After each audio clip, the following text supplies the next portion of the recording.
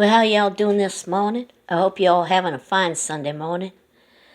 Ooh, it is, I think it's going on 10 a.m. here in Little Rock, Arkansas, and it is quiet. It might as well be 6 a.m. here, which is very unusual, but it is a holiday. A lot of people are sleeping in or have gone off for the weekend. And I slept in myself. I was up pretty late doing stuff because it's a little bit cooler at night. And I got this table somewhat set up here. It took me forever with this. This is a tarp on here. It's not a tablecloth. It's a heavy-duty tarp. And it's part of my prepping supplies. And I wanted the other side. I wanted the brown side. I like this color better. And I had to unfold it and fold it around and let it sit. And I put some zip ties in the hooks to try and line it up. I was having all kinds of trouble with it. I finally got it laying flat, and I got my hydroponic system here. My son got me that, actually, almost 2 years ago for Mother's Day. He sent it to me. And it came, but it came with a part that was broke. And absolutely nowhere in the instruction manuals is there an ordering list where you can, replace a part. Absolutely nowhere. Never seen that before in my life. So he came down. I can't get out nowhere and do nothing. And he came down on his birthday. He drove down. First time I'd seen my son in 4 years. All right. And we went and got some parts he thinks is going to fix it. So once, I'm about to start doing that. I have some other things to do. I juggle everything. And being disabled, it takes me longer than it used to. That was a hard thing to adjust to. Because I could just do things in a heartbeat. And I can't do it anymore. And I got to take a look at I got a power bar, and I got an extension cord. And I got to take a look at that setup because I got no power. That whole kitchen counter right there. There's no power there. The nearest power, you have to go across the stove to plug in on the other side. I'm not about to do that with an extension cord. There is a plug over there. So I have to set up something here for everything that needs electricity on that counter right there. And the hydroponic system. And I'm definitely shooting at having that going towards the winter. You can't grow a whole lot in there, but I know that you can grow stuff for a salad, so I can at least have a salad during the winter. When the cost of all that stuff goes up. So I'm working on that. I was in a live stream last night, and I love this live stream. I really do. And if I could drop a link when I post this video, I'm going to. And his name's Mark the Shark. If you ain't ever checked out his channel, you need to. There are a couple channels out there called Mark the Shark. Okay, one of them's some kind of fishing champion, but that's not him. I really like his live streams. And we're pretty much around the same age. And some of the things he talks about from his past, it blows my mind. Because I remember that. Absolutely remember that. Last night he was talking about having a friend. And they had, I think it was a 73 Maverick. And popped a cassette. I think it was a cassette in there. And it got stuck, and it was a Pink Floyd song, and every time they got in the car, it played that one song. All right, I think that's funny. Stuff like that happened. I remember when The Wall came out. All right, I went to Burlington, Connecticut, up on the Burlington Turnpike.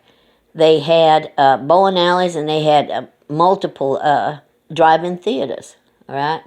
Now, back in the day, that was a haven for truck drivers, all right? Because Connecticut is not truck driver friendly, although it has the truck drivers museum there, At one time they were, but and I don't know if they brought back some of the toll booths.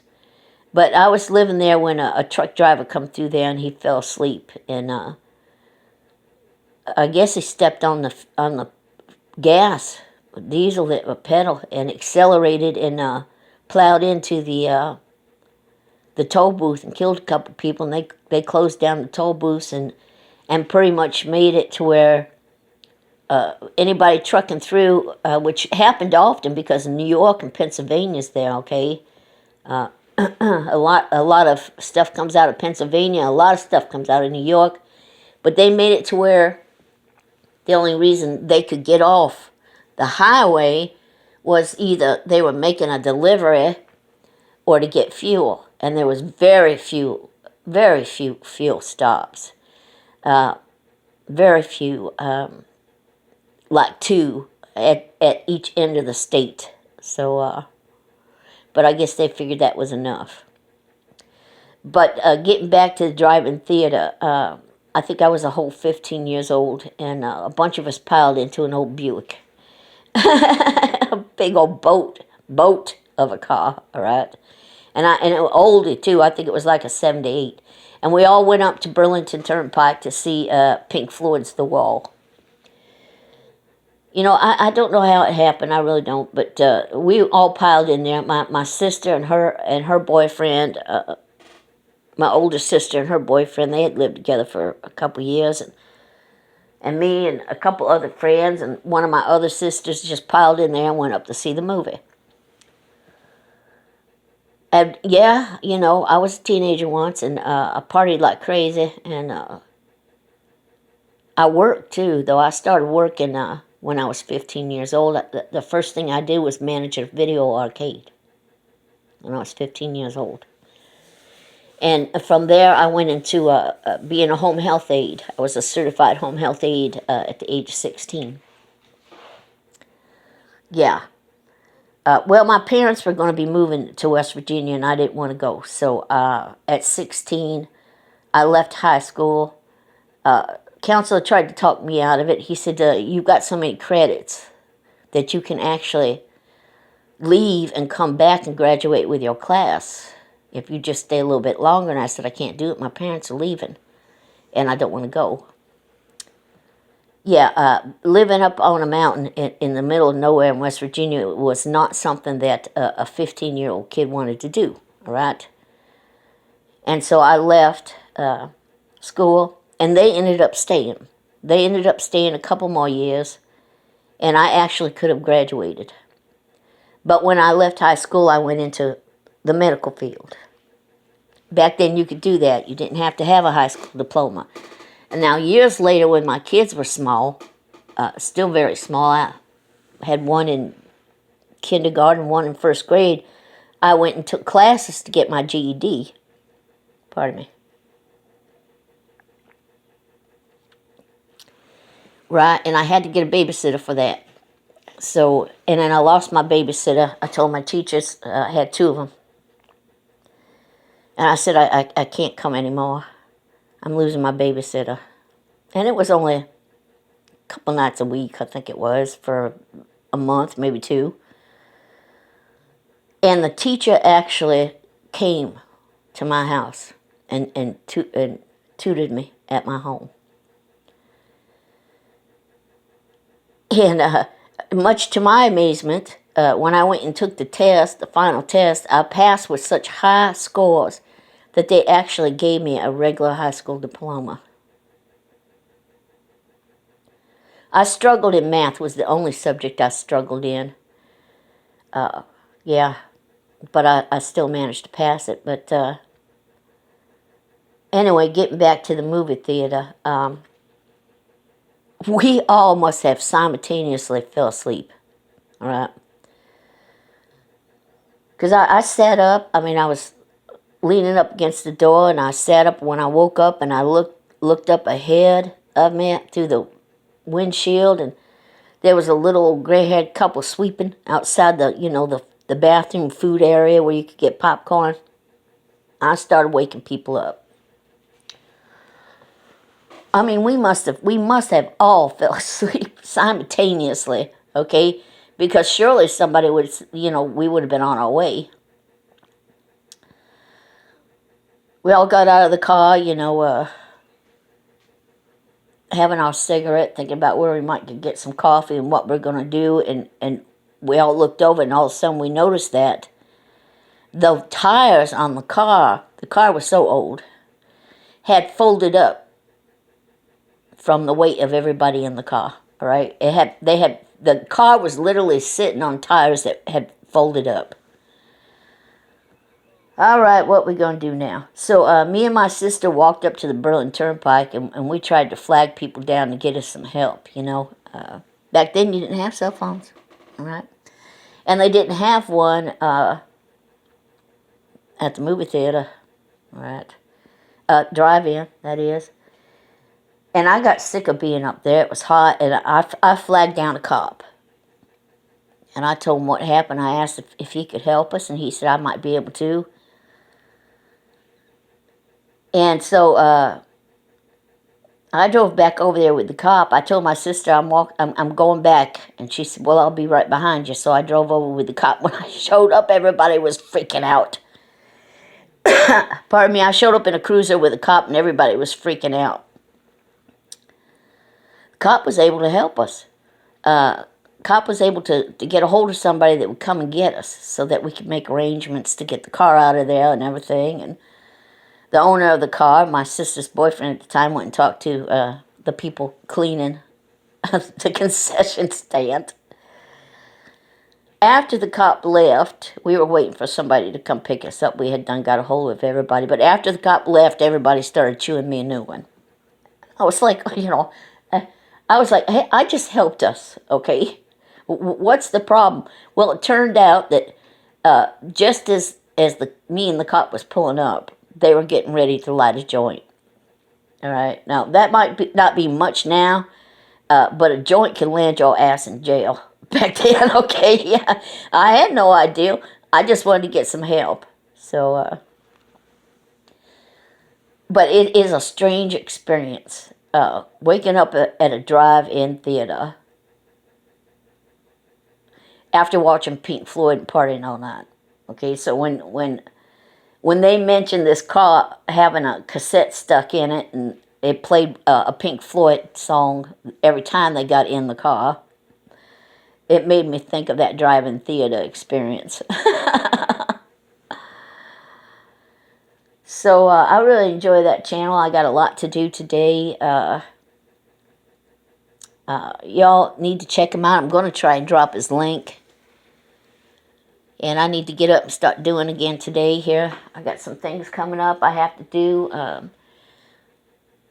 Hoping to get to doing some cooking today. I'm running into some problems with my little shelf over there.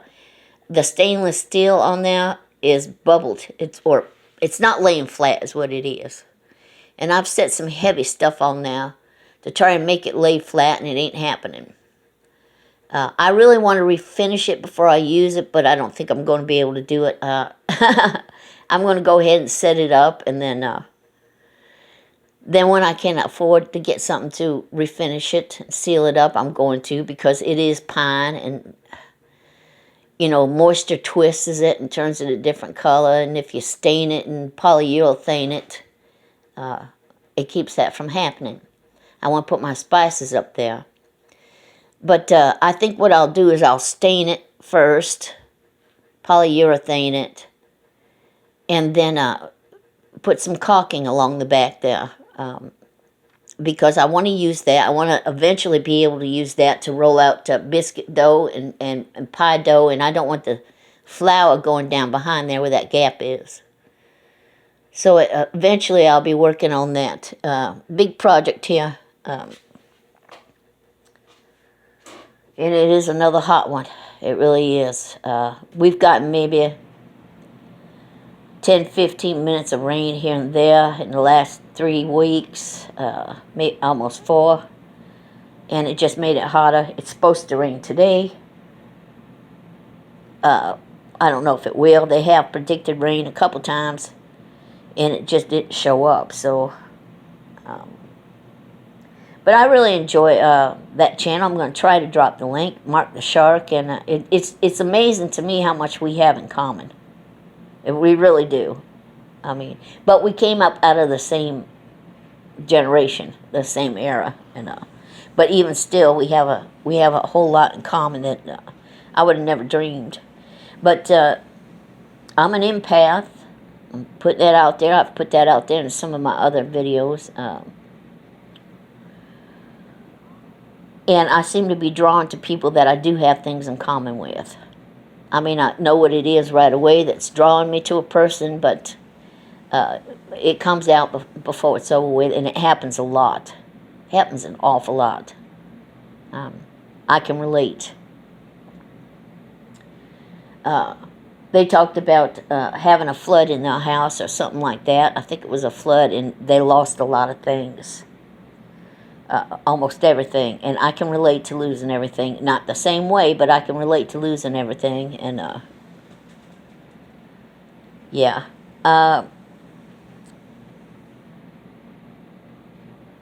It's amazing. I don't know how much of it I should get into, but it really is amazing. They mentioned that they used to speak their mind. It got them in a lot of trouble, and when they were younger, and then they stopped that for a while. When they got older, they started being honest and speaking their mind and putting their opinion out there again, and some people don't like it, and I'm the same way, you know. It's not that I don't, it's not that I have anything against somebody not agreeing with my point of view. It's just that if I don't agree, I don't agree, or if I do, I do, but that don't stop me from putting my thoughts out there on something. I have the right to put my thoughts out there on something, you know. Everybody, you can call it an opinion if you want, but, some people are absolute in their beliefs and the way they think and stuff, and a lot of that's based on experience, so, but you can only do so much, and life's too short for drama. It really is. Now, I lived away from home for many years. I did keep in touch with my parents. I would call my parents. I would send them stuff. I sent my father newspapers from almost every state in the United States when I was out on the road, all right? And I would call him. And I would call my mother and talk to her, too. But, my siblings, no, we were, and even today, I mean, I lived away from home for many years. I was the wandering cloud of the family, all right? The black sheep. And I lived in many states, and I've been to many states, traveled to many states, and I tried to keep in touch the best I could, but, and then I tried to reconnect, but I was treated more like I was a stranger than a family member, all right? So, my family does not keep in touch with one another. I will call and call and call my family, my sister and my son, and leave messages. Hey, call me, ain't heard from you. You all right? How's it going? And I won't get any, they won't call me back. So, and that hurts my feelings. I mean, I'm not that kind of person. I'm the kind of person I like to stay as close as possible, But it ain't happening. So, unfortunately, is what it is, I guess. I'm dealing with that. So, is what it is. I don't know if it was maybe jealousy on their part or something, to me, a family member that moves off someplace and, they're living their own life, but they're still keeping in contact with you, that ain't a reason to, disown them like they ain't family or anything. Really, I've always been that way, even from a child. I just think family should be close and keep in touch with one another. But the rest of my family is not that way. And it has often made me wonder if I was adopted or switched at birth or something, Pardon me, because I'm so not that way, And I've been called an old soul, which is probably very true. And when somebody first called me that, they said, you're very much an old soul. Do you know what that is? I said, I haven't a clue. They said, you need to look it up. But I'm just very old-fashioned when it comes to, I think family should be close, if possible. Yes, there are some family members that are toxic, that you got to love from a distance, but this ain't that. And so I don't understand family not keeping in touch. I mean, I just don't. But I've been through things that my family hasn't. And I come to realize something that somebody I subscribe to says often, and it's very true. All these things you accumulate in your life, and I have lost everything twice. And not because of anything I did. And they mentioned that in their stream. I mean, things my kids made me in school. It was things their kids had made them in school. Things my grandmother gave me. Things collections that were worth serious money. And, through no fault of my own. All right? I lost these things, and I deal with that. It is not as hard today as it was then, but it is very hard. All right? No, you can't take it with you when you go. But some of those things are precious. I mean, I had a candy dish my son made me in kindergarten out of clay. And they glazed it and put it in a kiln. And every Christmas I would pull it out and put some Christmas candy in it and use it. And on the bottom of it was his little fingerprints and the year that it was made. Where his fingerprints where he had molded that bowl for me. It meant a lot to me. I mean, things like that. It's hard to deal with. I actually have serious trouble dealing with it, but I'm trying to. But that was something that was done to me. Nothing that I asked for. I'm just putting it out there. I did not. Nobody deserves that. All right. Nobody deserves that, and that's a long story. I'm not going to get into it. But things were done to me that should have never been done to me. Simply because of greed and lust. So, but when this person started talking about the things they had lost and stuff like that, and coming to the realization that time and your family is what really matters, yeah, I can understand that. But when I tried to reach out to my family, no, I even went into transition because my family wouldn't help me. Go figure. I had been away, but I was still family, still kept in touch. But no, sometimes they think that if you're gone and you disappear, you go on with your life and do stuff like that. If you need help, well, you've been gone all this time. Why should we help you? It's like they think that way. People will rationalize to pull shit. All right, they will.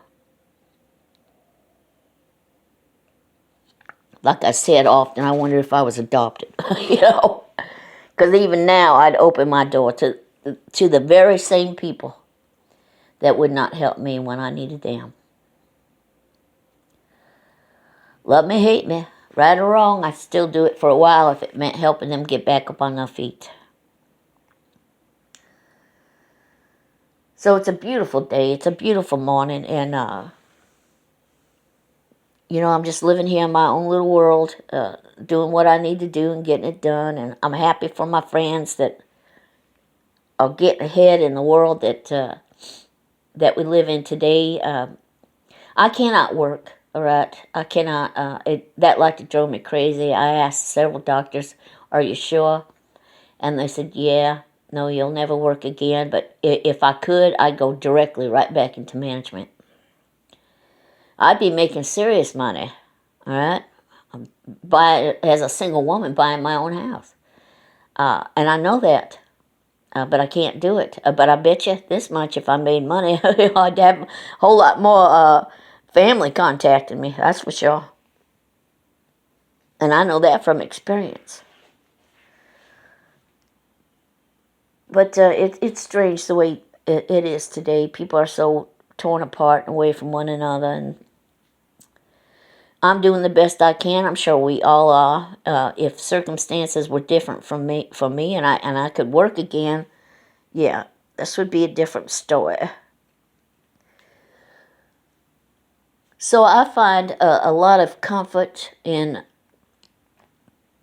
going on live streams and talking to people. I like people. I've put up with too much bullshit in my life to ever put up with any more again. But if you want to be friends, we can be friends. you know? Yeah. So anyway, so I'm just putting that out there. I don't know that if I'll ever do a live stream. I don't know.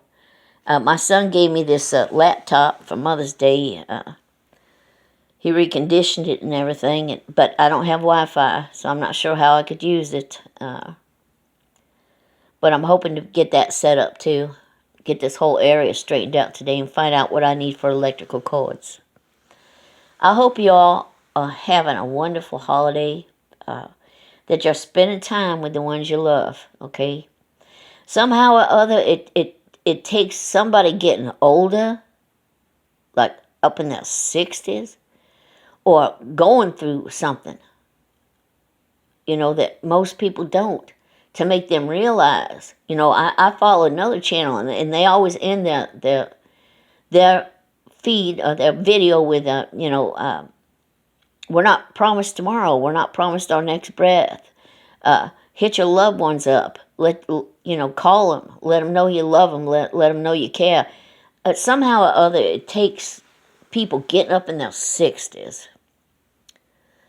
or somebody that's been through a rash of shit in their life, to come and realize that. It takes something to shake people up to realize that. And that's a sad thing. It really is.